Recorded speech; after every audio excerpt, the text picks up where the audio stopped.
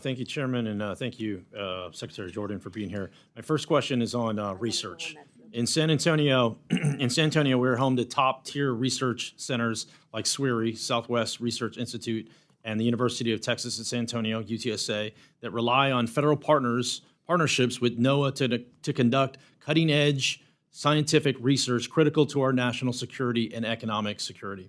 Can you speak to the importance of NOAA's partnerships with universities and research institutions, and whether there are any plans in fiscal year 27 to either reduce or expand funding in these efforts? Thank you for the question. So NOAA's partnerships, external partnerships with both academia and the private sector are extremely important for the work that they provide to help us improve our mission. Specifically to SWIRI, I know that they're working with us in our satellite office, NESDIS, to improve operations there. And our satellites are extremely important because they provide over 90% of the data for our weather models. Not a lot of folks know that, but we ingest a lot of different types of data from ground-based sensors, aircraft, satellites. 90% of the data that goes into our weather model comes from satellites. So working with external partners like SWIRI is extremely important to us.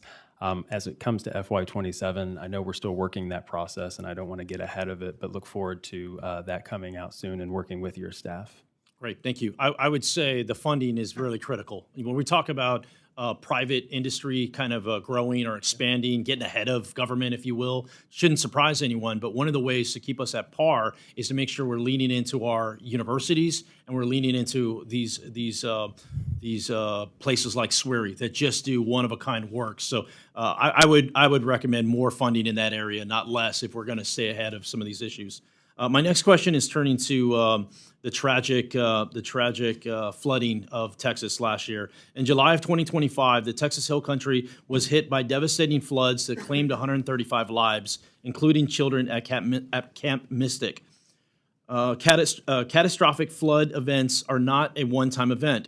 They can happen again and often do. What steps has the National Weather Service taken since the Hill Country floods to improve the timeliness of flash flood watches and warnings?